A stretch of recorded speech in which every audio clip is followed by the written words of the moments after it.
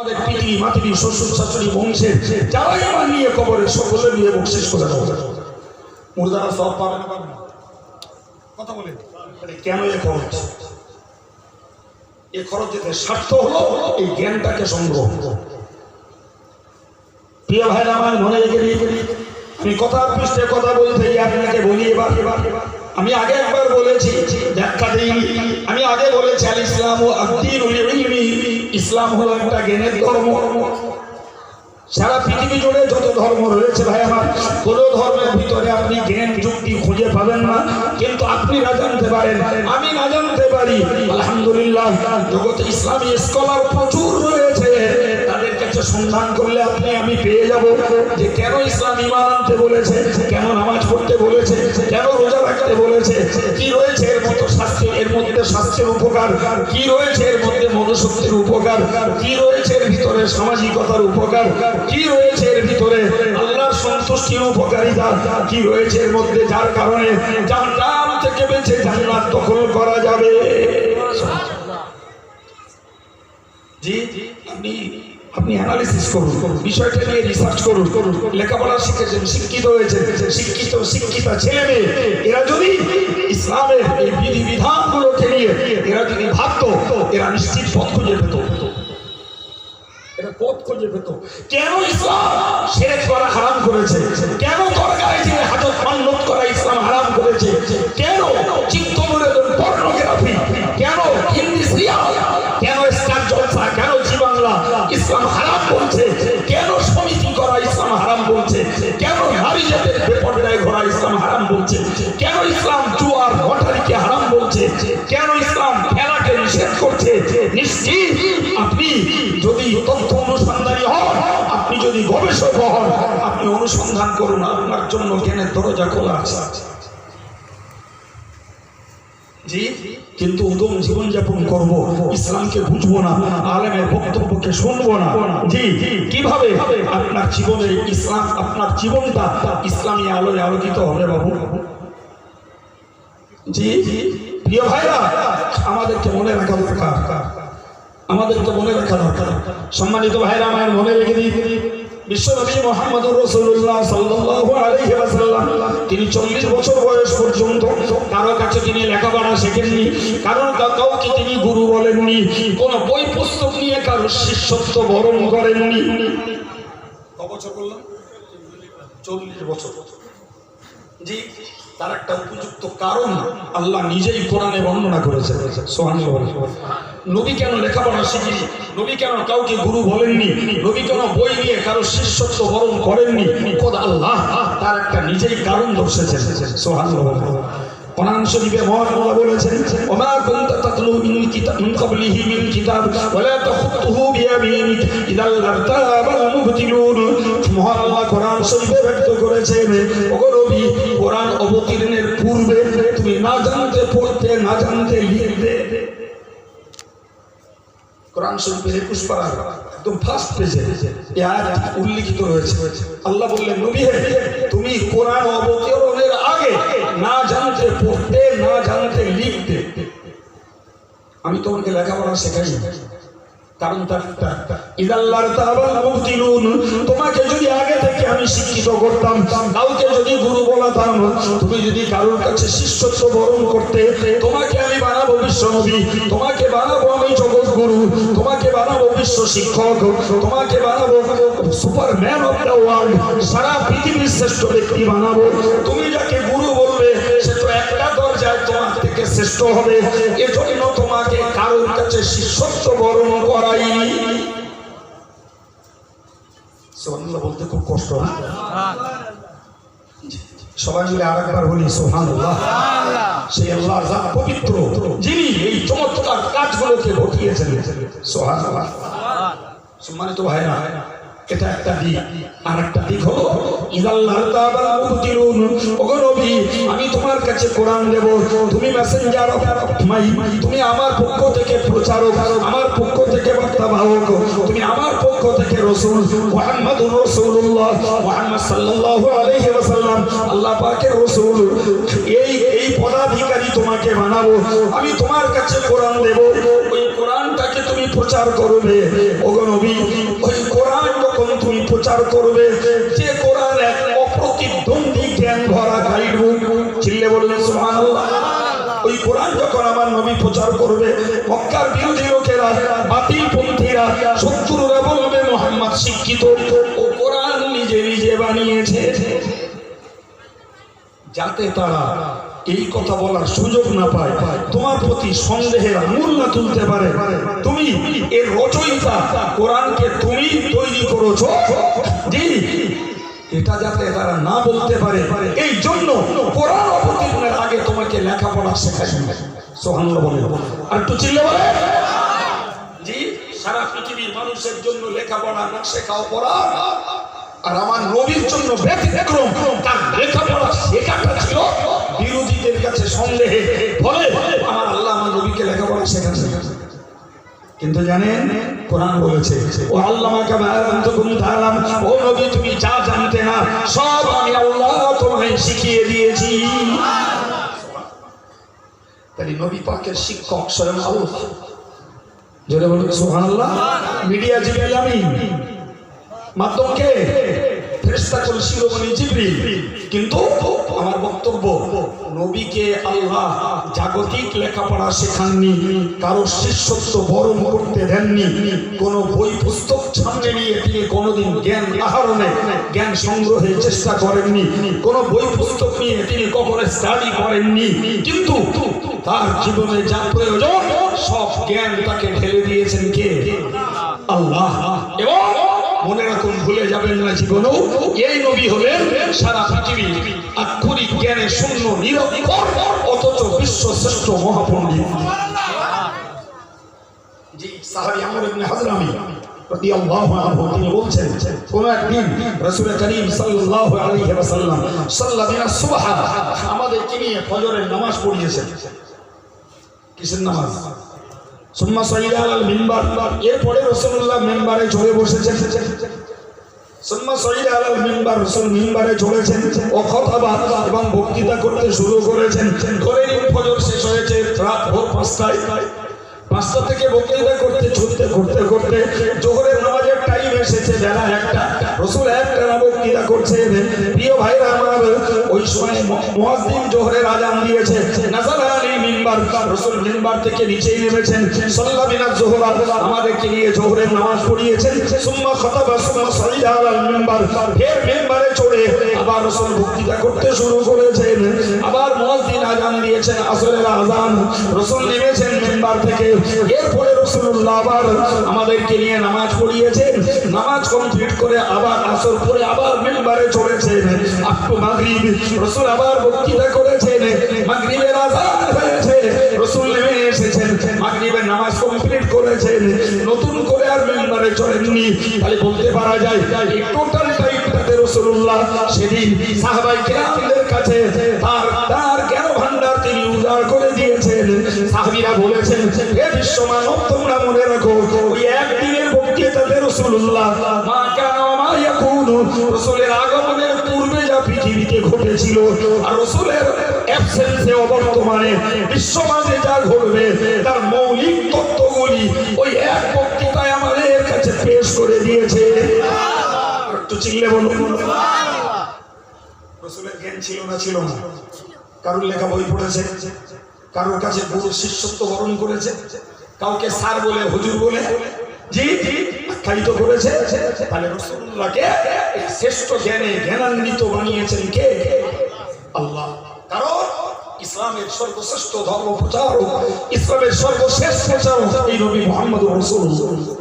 পৃথিবীর বিগত আসমানি কিতাবগুলো নির্যাতন কোরআনে, বিগত শরীয়তের যেগুলো নেওয়া নিয়ে বাকিগুলোকে স্টপ করে দিয়ে আপ টু কিয়ামত জারি করে দিয়েছেন হযরত মুহাম্মদের বিধান, জারি করে দিয়েছেন আল কোরআনের সংবিধান। চিল্লে বলুন সুবহানাল্লাহ।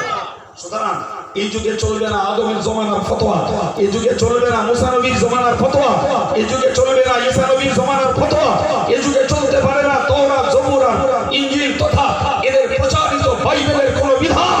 আপ টু কিয়ামত চলবে হযরত মুহাম্মদের বিধান, চলবে কোরআনের বিধান। এটাই হলো বিশ্ব মানব জাতির মুক্তির গাইড বুক।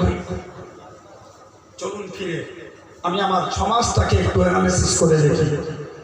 রাসূলুল্লাহ লেখাপড়া শিখেননি, আল্লাহ তাকে শিখিয়েছেন একদম নিজস্ব কন্ট্রোল। মনে রাখো, জ্ঞান অর্জনের জন্য নাম্বার 1 মাধ্যম হলো নিজে পড়াপড়ি করা, নিজে পড়া। এ ছেলেরা মেয়েরা আমরা আরবি পড়তে জানি না, কোরআন আরবি ভাষা, হাদিস আরবি ভাষায় মূল পড়তে জানি না, ফলে সেখানে আমরা অক্ষম। ধরে নেন উর্দু ট্রান্সলেশন হয়েছে, আমরা জানি না, পড়তে পারি না। সে কোরআন হাদিস যথেষ্ট পরিমাণে বাংলায় তার মিনিং, এক্সপ্লানেশন, অর্থ ব্যাখ্যা যথেষ্ট পরিমাণে বেরিয়েছে। আমার থাকা দরকার একটা বাণী, আমার একটা টেন্ডেন্সি থাকা দরকার। আমি শিক্ষিত ছেলে, আমি শিক্ষিত মেয়ে, আমি পার্থিব জ্ঞান অর্জন করেছি, চাকরি নাও করি, কিছু পাই আর না পাই, টিউশনি করি আর বিজনেস করি, যাই করি, আমাকে দুনিয়ায় বাঁচতে গেলে একটা কিছু করতে হবে। জি, তবে সেই করাটা অবশ্যই ইসলামী দৃষ্টিতে বৈধ, হালাল হওয়া দরকার। প্রিয় ভাই, তবে আমার যে জ্ঞানটা সঞ্চয় হয়েছে, আমার এই জ্ঞানটাকে আমি যদি মনে করি ইসলামের পক্ষে কাজে লাগাবো, ইসলামের পক্ষে কাজে লাগাবো। আপনার গ্রামের ইমাম হতে পারে হাফেজ সাহেব, আর এক গ্রামের ইমাম হতে পারে মুন্সি সাহেব, আর এক গ্রামের হতে পারে ইমাম অতি মোস্ট অর্ডিনারি সাধারণ একজন মানুষ। কিন্তু আজকের এই যে যন্ত্রগুলো দেখছেন, এই স্মার্টফোনগুলো, মাল্টিমিডিয়া অ্যান্ড্রয়েড সেটগুলো, বিশ্বাস করুন আপনার ব্রেন ক্যাচ করে না, ও বলো সব ক্যাচ করছে। খুঁত খাঁত খুঁকা সব ধরে রাখছে। কথা বলে আপনি মোবাইলের অ্যাপস খুলুন, আপনি কোরআন নেবেন, হাদিস নেবেন, পীরওয়ালিদের জীবনী নেবেন, দাম্পত্য জীবনের ইতিহাস নেবেন, আপনি বিশ্বনবীর লাইফ হিস্ট্রি দেখবেন, আপনি মক্কার ইসলামী জিন্দেগি জীবন ব্যবস্থা দেখবেন, রসুল পূর্ব যুগে আরব দেশের তরুণ দশা দেখবেন, যা ইচ্ছা করবেন মোবাইলের অ্যাপস খুললে সব পাবেন। গুগলে সার্চ মারুন কি চাই আপনার। জি, আজকের যদি মুসলিম যুব সম্প্রদায় এদের শিক্ষাটাকে, এদের মানবিকতাটাকে যদি এরা ইসলামের পক্ষে কাজে লাগাতো, জি, আমার মতো আব্দুল কাইয়ুমের অশুনতে হয়তো তিতো লাগতে পারে, আমার কাছে সুর নেই, স্বর নেই, জি, আমার কাছে টান টান কিছু নেই, আমার রয়েছে শুধু ব্রেন কালচার করা দুটো কথা। যদি মনে হয় আব্দুল কাইয়ুমের কাছ থেকে কথা শুনবো না, পরে মজলিসে বসবো না, জি, প্রয়োজনে নিবেদন রাতের অন্ধকারে, জি, নেট চালিয়ে জাপান, আমেরিকা, হংকং, ব্যাংকক না ঘুরে, নেট চালিয়ে, নেটের ছবি না দেখে, নেট চালিয়ে, জি, বিশ্বের চিত্রগুলোকে ঘরে শুয়ে পড়ে না দেখে, যদি নেট চালিয়ে যদি ইসলামী অ্যাপস গুলোকে দেখতে, তাহলে তোমার ভিতরে একটা ইসলামের আলো জ্বলে উঠতো। কপাল পোড়া, হতভাগা, দুর্ভাগা জাতি, এরা এসেছে পৃথিবীর খাওয়ার মেশিন, এরা এসেছে পৃথিবীটাকে ভরার মেশিন, এরা এসেছে শুধু সংখ্যায় বানানোর একটা যন্ত্র মাত্র। খুব রাগ করছেন আমার কথায়? হ্যাঁ, আমি তো আগেই স্বীকার করে নিয়েছি, যা হবে আমরা পর্যন্ত, তারপরে আপনারাও বেঁচে যাবেন, আমিও বেঁচে যাবেন, রিলিজ মুক্ত। প্রিয় ভাই, এ পর্যন্ত কথা বলেছি, গাল দিয়েছি একটাও কথা বলে, একটা অজ্ঞান অযৌক্তিক কথা বলেছি? হ্যাঁ, লজ্জাস্কর কথা। ইসলাম জ্ঞানের ধর্ম, সেই জ্ঞান সংগ্রহের প্রথম মাধ্যমই হলো বই পড়া। আমাদের ছেলেরা এরা ডেলি নিউজ পেপার পড়ে, এরা ডেলি হান্ট পড়ে, এরা 24 আওয়ার্স নিউজ পড়ে। কথা বুঝতে পারছেন না? এগুলো এরা পড়ে, এরা সিনিয়র অ্যাডভান্স পড়ে, এরা নবকল্যাণ পড়ে, এরা অনুসন্ধান পড়ে। জি, কিন্তু এদের কাছে আপনি খুঁজে পাবেন না একটা ইসলামী শিক্ষা বই, এদের কাছে খুঁজে পাবেন না কোনো পীর ওলি, কোনো সাহাবীদের জীবন চরিত্রের বই, এদের কাছে পাওয়া যাবে না বিশ্বনবীর জীবন আদর্শের বই, এদের কাছে পাওয়া যাবে না শরীয়তের হালাল হারাম সংক্রান্ত কোনো বই, এদের কাছে পাওয়া যাবে না জি দাম্পত্য জীবন সুখের হওয়ার জন্য কোরআন সুন্নাহ কি শিক্ষা দিয়েছে তার মতো কোনো বই, ইসলামী পরিবার গড়ার জন্য কি শিক্ষা দরকার তার কোনো কিছু এদের কাছে খুঁজে পাওয়া যাবে না। ফলে এদের কাছে বই পড়তে পড়া মানে জি এ যেন অরণ্যের রোদন, জঙ্গলে কাঁদা মতন হচ্ছে। আল্লাহ জানে কারোর দিল বিগলিত হবে কিনা, কারোর মন চাইবে কিনা যে আমি মূল কোরআন হাদিস আরবিতে পড়তে পারবো না, জি আমি তার ইংলিশ ট্রান্সলেশন পড়তে পারবো না, আমি তার হিন্দি উর্দু ফার্সি অনুবাদ করতে পারবো না, কিন্তু খুশির খবর আপনার জন্য, বাঙালি বাচ্চার জন্য, বাঙালি সমাজের জন্য বাংলায় সমস্তগুলো ট্রান্সলেশন হয়েছে। তার ব্যাখ্যা এসেছে, সেগুলো পড়ো বাবা।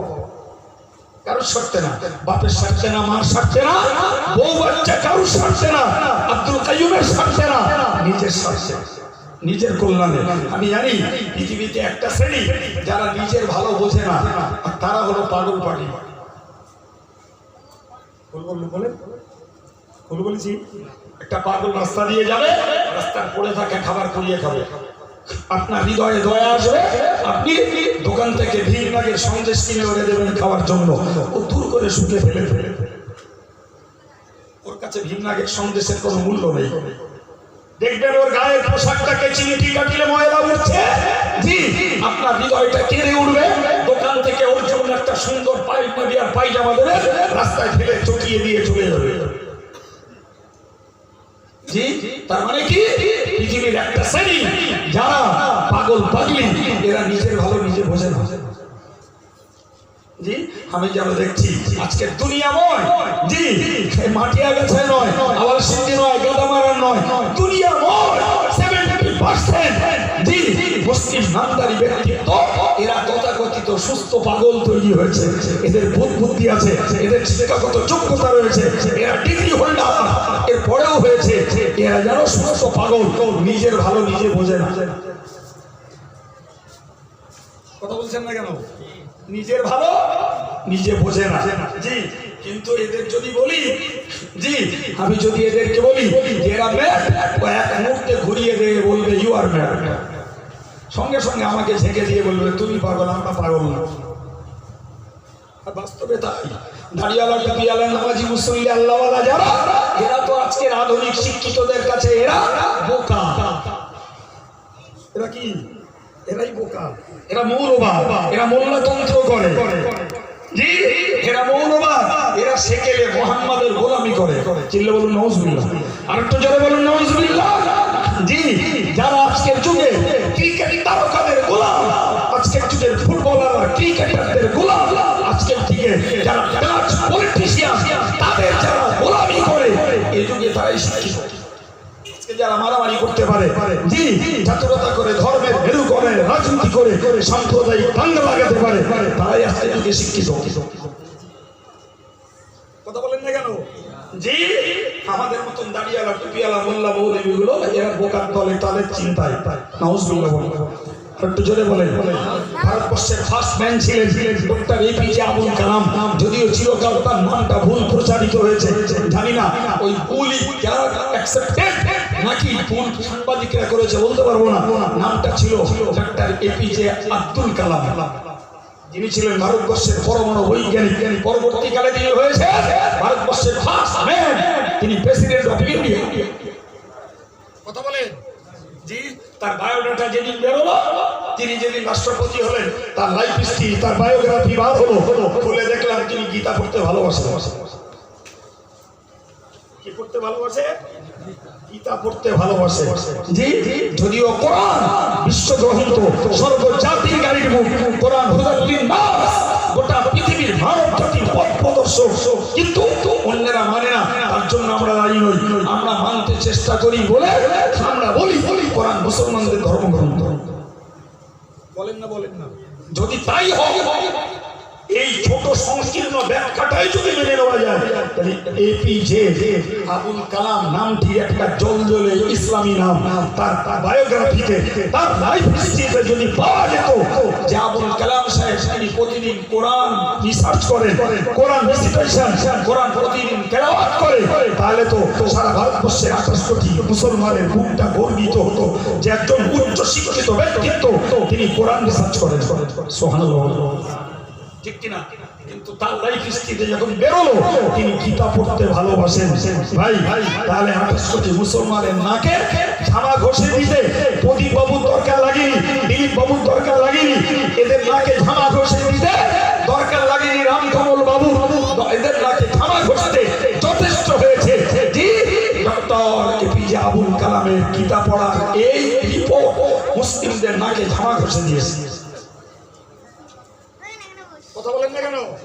হ্যাঁ ভাই, দুঃখের সঙ্গে বলছি, বেদনার সঙ্গে, রাগে নয়, ক্ষোভে নয়, বেদনায় বলছি। জি, আমার জাতি বর্তমান অবস্থাও খুব বেশি উন্নতি হয়নি। আমরা শিক্ষায় বেড়েছি, আমরা লাইফ স্টাইলে বেড়েছি, আমরা পোশাকে রুচিশীল হয়েছি, আমরা খাবারে রুচিশীল হয়েছি, আমাদের ছেলে মেয়েদেরকে আমরা জি তাদের লাইফ স্ট্যাটাসটাকে অত্যন্ত ডেভেলপ করতে পেরেছি। কিন্তু একটু ভাবলেই মনে হয় চারিত্রিক অবনতি ঘটেছে আমাদের। জি সম্মানিত ভাইরা আমার, মনে রাখুন আমি আপনাকে বোঝাতে গিয়ে বললাম যে আমার দেশে তা বড় একজন মুসলমান, তথাকথিত বুদ্ধিজীবী শিক্ষিত বলে সারা ভারতবর্ষে নয় বিশ্বের দরবারে পরিচয় পেয়েছেন, কিন্তু তার কাছে কোরআন খুঁজে পাওয়া যায়নি, তার কাছে ইসলামী স্ট্যাটাস, প্রিয় নবীর আদর্শের গোলামি আর অনুকরণ খুঁজে পাওয়া যায়নি। পক্ষান্তরে পাকিস্তানের নোবেল প্রাইজপ্রাপ্ত বৈজ্ঞানিক আব্দুল সালাম সাহেব তিনি জি চিফ গেস্ট হয়ে দিল্লি সায়েন্স ভবনে এলেন। তিনি একজন অনারেবল পারসন। দিল্লি সায়েন্স ভবনে নোবেল প্রাইজ পাওয়ার পরে এরা তাকে ইনভাইট করে আনলো, তাকে স্বাগত জানাতে আনলো, তাকে কিছু পুরস্কার দেবে তাই। তো তিনি এলেন, আসার পরে সায়েন্সের ছাত্র আর সায়েন্সের প্রফেসর তার ছাত্র হয়ে বসলেন যে আপনি পরমাণু বিজ্ঞানীতে রিসার্চ করে নোবেল পেয়েছেন, আপনার সেই সেন্স, আপনার সেই এক্সপেরিয়েন্স আমাদের একটু বলুন। উনি বক্তৃতা করতে করতে ঘড়ির কাঁটায় তখন বাজে 1টা। উনি বক্তৃতা স্টপ করে দিয়ে বললেন আমাকে উজুর পানি দেওয়া হোক, নামাজের মুসাল্লা দেওয়া হোক এবং একটা পৃথক ঘর দেওয়া হোক, আমি নামাজ পড়ব। সোনাল সুজি জি তো সুজি তো পারলুম না জি, একটু সোনাল বলা যাবে না, আর একটু জোরে হবে না জি। তিনি নামাজ পড়লেন। প্রিয় ভাই, নামাজ পড়ে সবে তিনি ক্লাসে এসেছেন, ফার্স্ট মোস্ট কোশ্চেন হলো স্যার আপনি একজন বৈজ্ঞানিক আর আপনি নামাজ পড়লেন? যেমন প্রশ্ন তেমন একদম চটজলদি অ্যান্সার, আমি বিজ্ঞানী তাই নামাজ পড়ি। যারা বিজ্ঞানের নামে প্রহসন করে, বিজ্ঞানের নামে যারা ছলনা করে, বিজ্ঞানের নামে যারা খেলা করে, তারা প্রভুকে চেনে না তাই নামাজ পড়ে। জি ভারতবর্ষে সর্বধর্মের সায়েন্টিফিক যারা, ভারতবর্ষে যে সায়েন্সের স্টুডেন্ট যারা, তারা সেদিন সেখানে বসেছিল, ছিল সেখানে মুসলিম, সেখানে ছিল নন মুসলিম, মাথাটা নিচু করেছিল, দ্বিতীয়বার উঁচু করার ক্ষমতা হয়নি। জি প্রিয় ভাই, আজকে ভাবতে অবাক লাগে, আমার ঘরেও যথেষ্ট শিক্ষিতা ছেলে মেয়ে রয়েছে, কিন্তু তারা আমরা তাদেরকে যে এডুকেশন দিয়েছি সেই এডুকেশনে তারা দুনিয়া চিনেছে, সেই এডুকেশনে তারা রোজগারের রাস্তা চিনেছে, সেই এডুকেশনে তারা জেন্টলম্যান হয়েছে, সেই এডুকেশনে তারা মেবার সাহেব সেজেছে, কিন্তু সেই এডুকেশনে তারা তো আদর্শ মানুষ হওয়ার চেষ্টা করেন। আদর্শ মানুষ হতে গেলে পড়তে হতো কোরআন, পড়তে হতো হাদিস, পড়তে হতো কোরআন হাদিসের জ্ঞান, প্রজ্ঞা, বিজ্ঞান, এগুলো পড়ার ভিতর দিয়ে তাদের ওই শিক্ষায় এই ইসলামী জীবন গড়ার সহায়তা করতো। ঠিক না ভুল? জি। কিন্তু তাদের কাছে আমরা এখানে হেরে যাই, তাদেরকে আমরা মাথায় দিতে পারি। জি আমি তো অশ্বনী করেছি 10 জনকে নিয়ে, এখন সংখ্যাটাই দাঁড়িয়েছে। তবে ছবিটা দেখে আমার মনে হচ্ছে এই যে লোকগুলো পর এসে বসেছেন সবাই এলাকায় নয়, এটা আমার ধারণা হচ্ছে। পার্শ্বস্থ গ্রামের ভাইরা হয়েছে। জি হয় মাইকের আওয়াজে অথবা আগে থেকে নিয়ত করেছিলেন, সেই টানে এসে নামাজ পড়ে দুটো একগাল খেয়ে দিয়ে মস্তে চলে এসেছে। আল্লাহ সবার আশাকে কবুল করুন, বলুন আমি। ভাই তাহলে ইসলাম জ্ঞানের ধর্ম বলেছিলাম, মনে আছে? জি তাহলে ইসলামী জ্ঞানটা পাওয়া যাবে কোথায়? ইসলামী জ্ঞানের ভান্ডার হলো কোরআন আর হাদিস, সেখান থেকে নিতে হবে। আপনি ডাইরেক্ট সেই ল্যাঙ্গুয়েজ থেকে নেন, আলহামদুলিল্লাহ। যদি না পারেন ট্রান্সলেশন থেকে নেন। নেব না, নেইনি। আমার সমাজের ছেলেরা সেই মানসিকতা তৈরি করতে আজও পারিনি। সম্মানিত ভাইরা আমার, কোরআন শরীফে মহান আল্লাহ জানিয়েছেন ইকরা বিসমি রাব্বিকাল্লাযী খলাক। ও গো বৈষ্ণব মানব, তোমরা পড়ো তোমার প্রভুর নামে। কার নামে? জি পৃথিবীর একটা চিরন্তন ঘটনা এটাই। জি সারা পৃথিবীর কোনো ধর্ম নেই যার ধর্ম রচয়িতা তো মানুষ বটেই, কিন্তু তার একথা কোন ধর্মে বলা নেই এক্সেপ্ট কোরআন। ইসলাম বলেছে আগেই পড়ো। ইসলাম আগে নামাজ পড়তে বলিনি, ইসলাম আগে রোজা রাখতে বলিনি, ইসলাম আগে দাড়ি রাখতে বলিনি, ইসলাম আগে টুপি পরতে বলিনি, ইসলাম আগে বাপ মার সেবা করতে বলিনি, ইসলাম আগে বলিনি সুদ হারাম জান হারাম, ইসলাম আগে বলিনি জুয়া হারাম, ইসলাম আগে বলিনি যুবকদের চিত্ত বিনোদন হারাম, ইসলাম আগে বলিনি পরকীয়া হারাম, ইসলাম আগে বলিনি সমকামিতা হারাম। ইসলাম এক পাঁচ বলেছে পড়ো। সুবহানাল্লাহ। কারণ পড়লে তুমি শিখবে কেন এগুলো করতে হয়, পড়লে তুমি বুঝবে কেন এগুলো করতে নেই। অযথা তোমার ব্রেনটাকে তুমি বিরক্ত করো না, অযথা তোমার ব্রেনটাকে তুমি কুচিন্তায় ভরিয়ে তুলো না, তোমার সুস্থ ব্রেনটাকে তুমি অকাজে লাগিয়ে শেষ করো না। জি আগে পড়ো, সেখানেই আমাদের কি 100% মাইনাস পয়েন্ট পড়ার পক্ষে নেই। আরে এই সভা করে আমি কিছু শোনাচ্ছি, এটা ইসলামের সেকেন্ড ইনিংস, দ্বিতীয় পর্ব হলো ইসলামী জ্ঞান জোগাড় করতে যদি পড়ে না পারো তাহলে যারা পড়ুয়া তাদের কাছে শোনো। আরেকটু জোরে বলেন।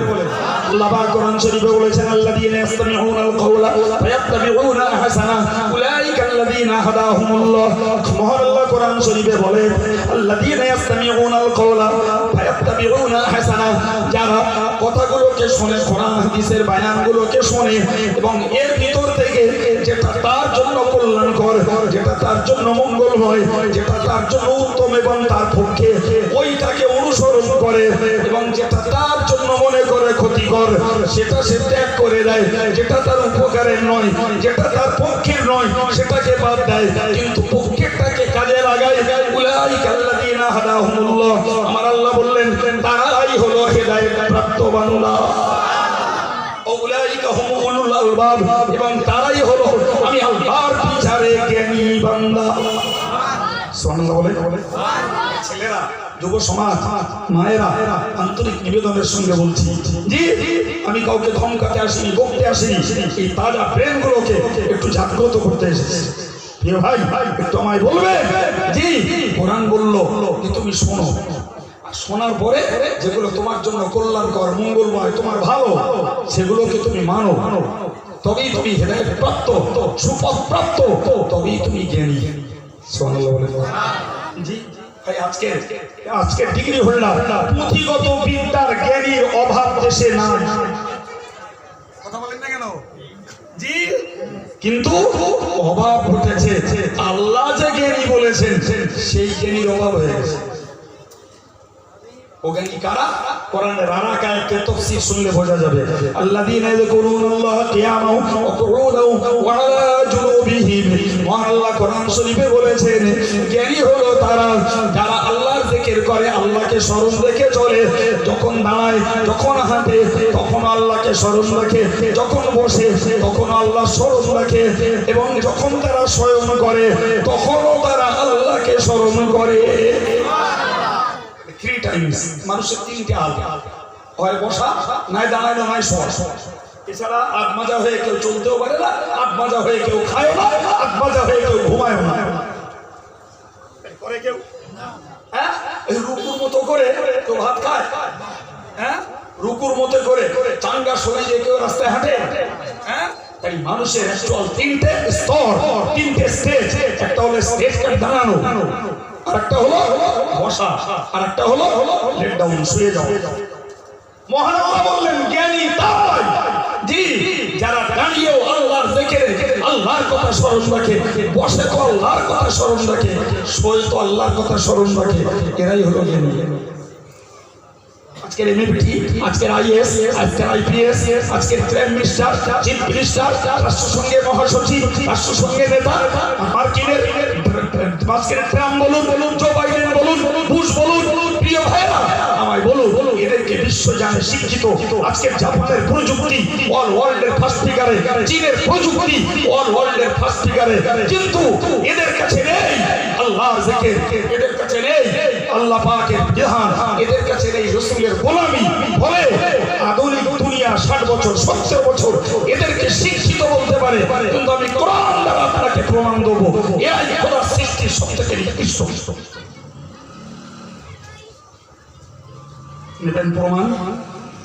প্রিয় ভাই, এখন যারা এক আল্লাহয় বিশ্বাসী নয়, তাদের তাওহীদপন্থী যারা নয়, এরা নিকৃষ্ট হোক, আমার কিছু যায় আসে না। কিন্তু আমার ভাই, আমার ভাইপো, আমার ছেলে, আমার মা, আমার মেয়ে, আমার বোন, আমার ভাগ্নি, আমার ভাইজি, জি, আমার আব্বা, আমার চাচা, ভাই, এরা আল্লাহর কাছে নিকৃষ্টে পরিণত হবে, এটা তো মনের কাছে কষ্ট। কথা বলছেন না কেন? জি, আপনি বলবেন। আমার একটা কথার উত্তর, ভাই, আমরা বাস্তব পৃথিবীতে শান্তি চাই না কে? তাদের সবাই, এবং শুধু শান্তি চাই না, পারিবারিক শান্তি চাই। আমার স্ত্রী, আমার পুত্র কন্যা, আমার ছোট ভাই বোন, আমার আব্বা মা যারাই রয়েছে, আমি সবাইকে নিয়ে পৃথিবীতে শান্তিতে থাকতে চাই, ঠিক না? জি, আচ্ছা ভাই, এটা যদি ঠিক হয় একটু উল্টে বলুন তো, জি, এই টোটাল পরিবারের মেম্বার যারা, এদের সবাইকে নিয়ে জান্নাতে যেতে মন চায় না? হ্যাঁ, মন চায় না? তা যদি মন চায়, আমার স্ত্রীর কাছে পর্দা নেই, ধর্ম নেই, আমার মেয়েটা পরকিয়া করে বেড়াচ্ছে, মোবাইলে অনলাইনে ব্যস্ত, আমার ছেলেটা পাশে জুয়ায় আড্ডায় রংবাজিতে ব্যস্ত, তাহলে কিভাবে আমার ওই চাবি, আমার ওই দাবি, আমার ওই আশা আল্লাহর কাছে পূরণ হবে? বাবা হবে? হ্যাঁ, তাহলে অ্যাজ এ গার্জিয়ান এ ব্যাপারে আমাদেরকে সজাগ দায়িত্ব নেওয়া দরকার ছিল।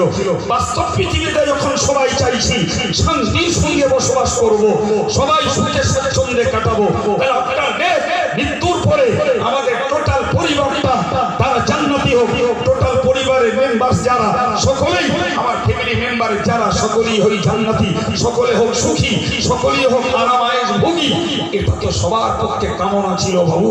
কিন্তু বাস্তবতা তো যার ভিন্ন। আমার ছেলেকে ধর্ম পথে তৈরি করার আমি চেষ্টা করিনি, মেয়েটাকে ইসলামের সাথে গড়ার চেষ্টা করিনি, যে আমার জীবন সঙ্গিনী অর্ধাঙ্গিনীটাকে আমি ইসলামের পক্ষে গড়তে চাইনি, কিংবা হয়তো বা স্ত্রী জীবন গড়েছে, স্বামীর জীবনটা গড়িনি, স্ত্রী অনেক রিকোয়েস্ট করেছে, স্বামী আজও ফিরিনি। ছেলে হয়তো ধার্মিক হয়েছে, ইয়াং ছেলে নামাজি হয়েছে, বাপটাকে আজও বোঝাতে পারিনি, বাপ আল্লাহওয়ালা হয়েছে, আজও যুবক ছেলেটাকে বোঝাতে পারিনি। জি, এই ভিন্নতা আমাদের পরিবারে আছে না নেই? কিভাবে আমার পরিবারের সকল সদস্য কিয়ামতের দিনে বিচারকে জান্নাতি হবে, এটা কিভাবে সম্ভব? এদিকে চাইছি সবাই সুখী হোক, চাই, জি, আর আমাদের কর্ম তো পরতা, আমাদের কর্মের বাস্তবতা লক্ষ্য করে দেখছি আমাদের চাহিদার সঙ্গে কর্মের মিল নাই। কোরআন কি বলবে, হাদিস কি বলবে, বাস্তব ব্রেনে সবার পক্ষে তো বোঝা সহজ। সুতরাং ভাইরা আমার, আমি আপনাকে বোঝাতে চাইছিলাম, উপলব্ধি করুন, ইসলাম জ্ঞানের ধর্ম, আর এই জ্ঞানের ধর্মটার প্রথমটা হলো পড়ে শেখো।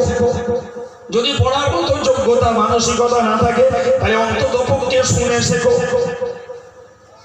আজকে টোটাল মুসলিম কমিউনিটি যেখানটায় বক্তৃতা করতে বসেছি, আমি জানি না এই শ্রোতার মাঝে কত পার্সেন্ট রয়েছে এই গ্রামের ভাই, জানি না পর্দায় কত পার্সেন্টেজ রয়েছে এই গ্রামের মায়েরা, আল্লাহ ভালো জানেন।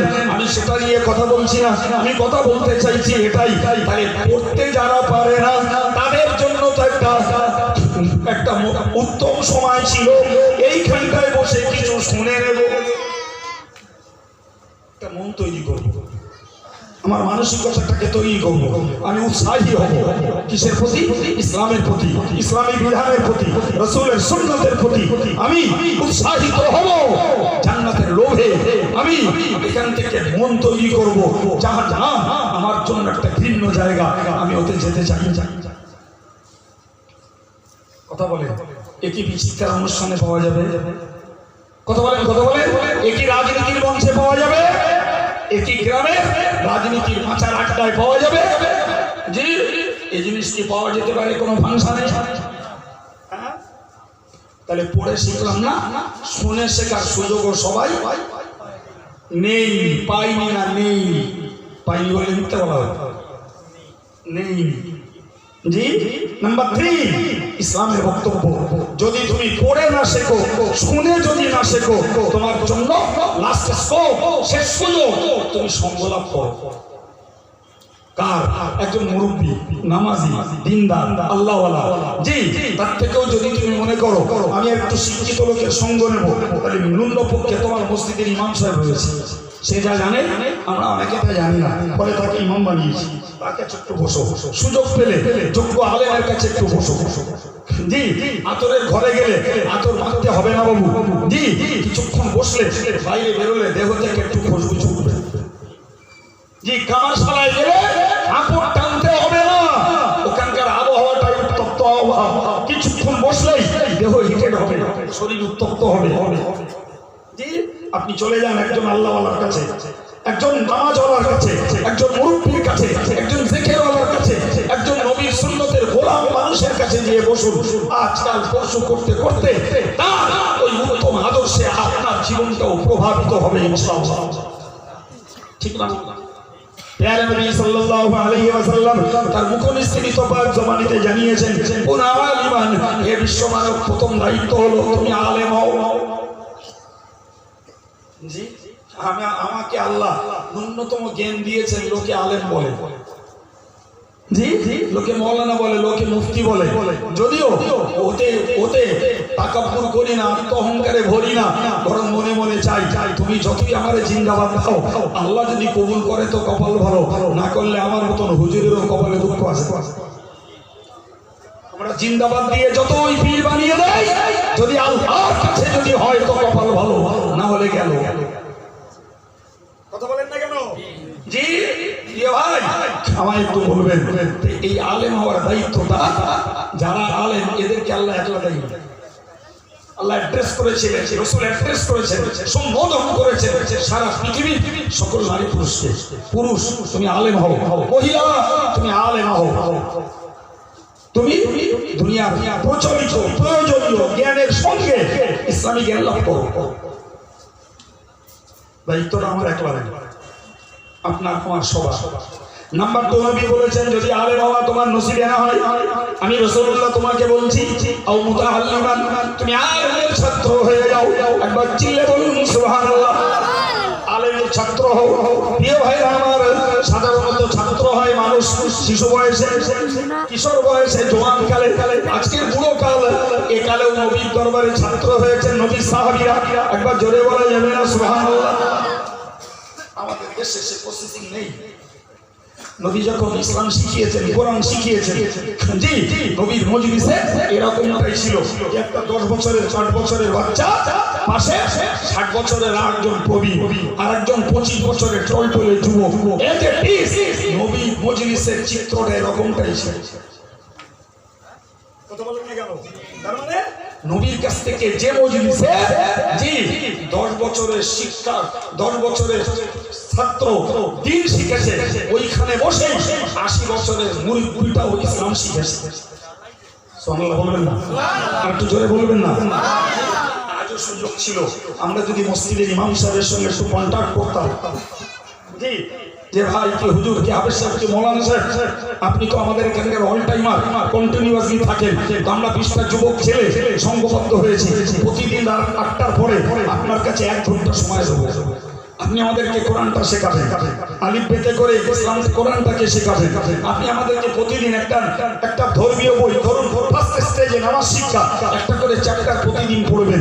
জি, এটাকে রোটেশনে পড়তে পড়তে শেষ করে ফেলবো। জি, প্রয়োজনে আমরা একটা পরীক্ষা দেবো এর জন্য, কি পড়েছি, কতটা ভুলে গেছি, কতটা মনে আছে, সেগুলোকে শিখে নেবো। এটাকে কমপ্লিট করে আর একটা বই পড়বো, যার ভিতর দিয়ে উৎসাহিত হওয়া যায়, সেটা হলো ইসলামে আমলের বই। জি, শিখবো হালাল হারামের একটা বই, আমি শিখবো সাহাবীদের একটা জীবন চরিত্রের ঘটনা, জি, আমি শিখবো পীর ওলিদের জীবন চরিত্রের কাহিনী। তার ভিতর দিয়ে আমার ভিতরে আমার কাজ চলবে, ব্যবসা চলবে, আমার দুনিয়ার রাজনীতি চলবে, চাষ চলবে, সংসার চলবে। আমি ওই শিক্ষাটুকু শিখে নেব, বিনিময়ে আমার ভিতরটা ধর্মের আলোয় আলোকিত হবে ইনশাআল্লাহ। ওর জন্য প্যান্ডেল লাগবে না, আলেমের নজরানা লাগবে না, তাবাররুক লাগবে না। জি, একদিন না 365 দিন করা যাবে। কথা বলে ভাই, আব্দুল কাইয়ুমের দেওয়া এই প্রসেসিং মেনে নেওয়ার লোক বড় অভাব। জি, সভা দাও, লাইটিং মাইকিং গেটিং, ওই কাণ্ড রই ব্যাপার, জি, চলছে চলবে। কাইয়ুম সাহেব বলছে মানে কাইয়ুম সাহেব আউট, আমরা করবো না, আমরা যা করবো অ্যাকসেপ্ট করতে হবে। এটাই টেন্ডেন্সি।